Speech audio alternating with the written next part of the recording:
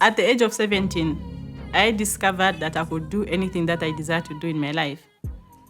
My interest in writing led me to have a passion for journalism, which led me to joining the media department of the church, Capital Christian Worship Center, where I did video shooting, editing, and directing. And for me, I started doing it as a ministry because I saw myself not doing maybe anything else in church because some people do save different things. But for me, what really spoke to me was media, which I ended up starting to do.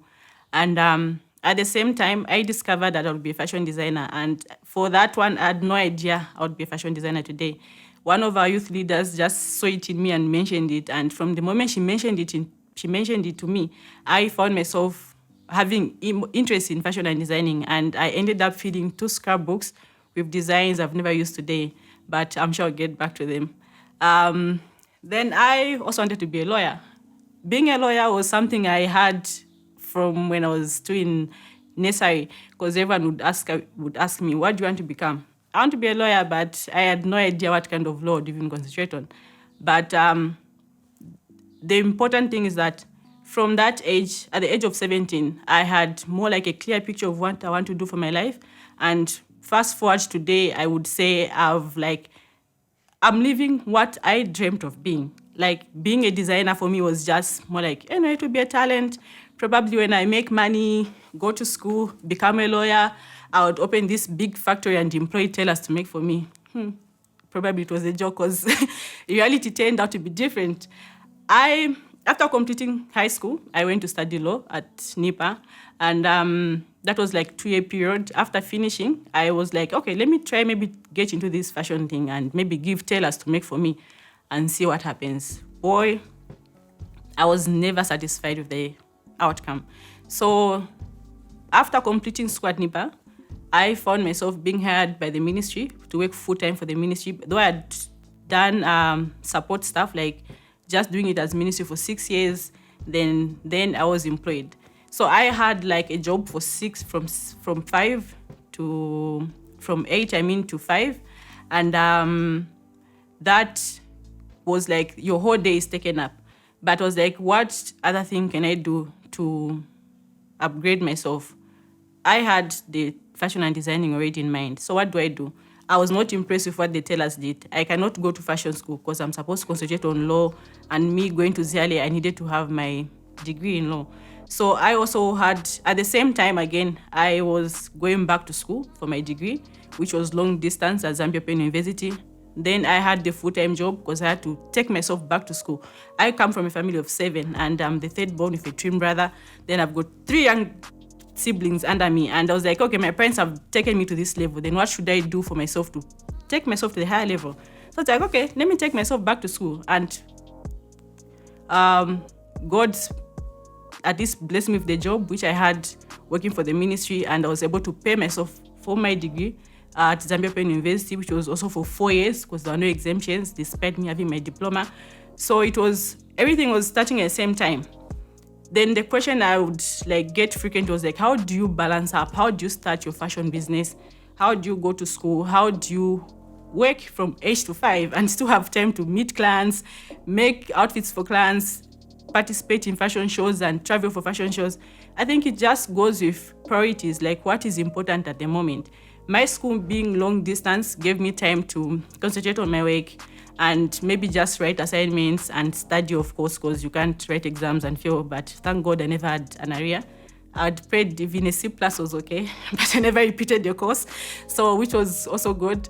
But I had to balance up my life in a way that every minute of what I did was counting. Because if I'm at work from 8 to 5, what do I do on my lunch break? That's how I ended up learning how to tailor, because I was not satisfied with the tailoring of the tailors I would give the designs to. So I would go to YouTube. Social media has vast knowledge on anything that you want. Whatever you want to become, if it's singing, how to sing, how to do what, it's there. So for me, I went there for my designing. I would Google, how do you cut a simple dress? How do you cut a simple skirt? I would download the videos, get back home. The first machine I ever had was a small sewing machine I got from Game. It also had a video on how to use it. So you see how simple life is if you don't really try to complicate things and just work within your means. So the machine I had also had a video on how to use it. So I taught myself from scratch, like everything. How do I use this sewing machine? Because I mean, if you've never used a machine before, you won't know where to touch. And it was an electrical machine. So that also helped me to learn how to make my designs quicker. So fast forward, I applied to Showcase at Zambia Fashion Week, and I would say it was off to a good start because the same year I got my first award ever, Emerging Designer Award at the 2014 Zambia Fashion Week. Then I think I was just excited to be a designer. I applied to Showcase at Zimbabwe Fashion Week. I got in. I showcased in Malawi. I went to Namibia.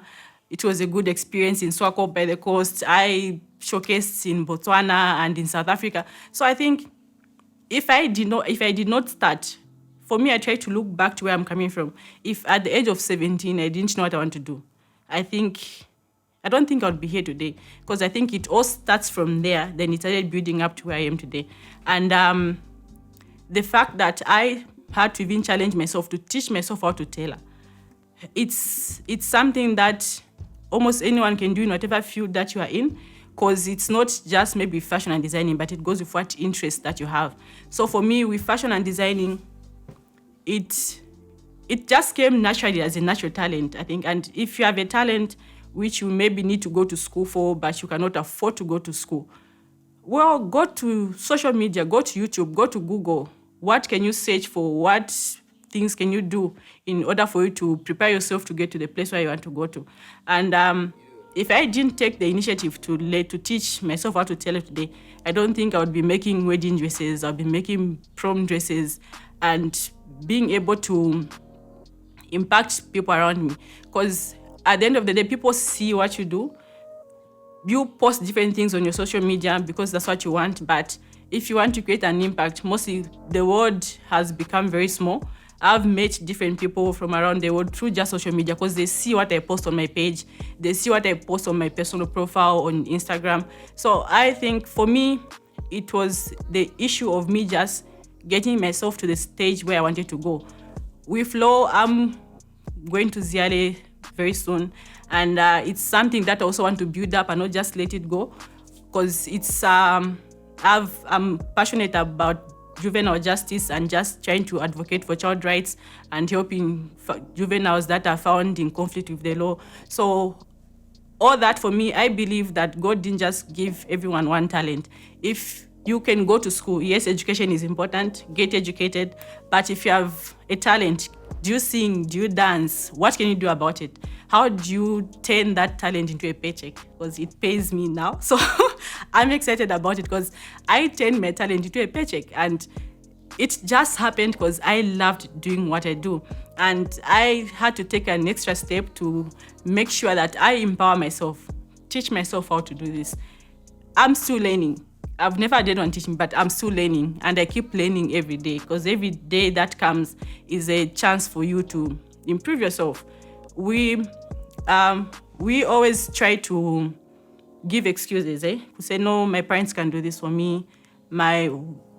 It's normal.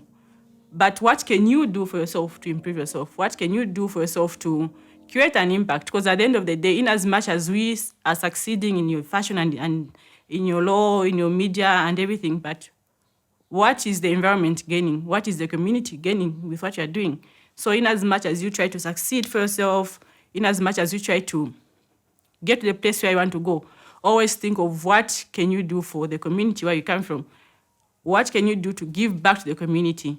What can you do to help uplift that other person that is maybe having a dream and they want to get to the place where you are at?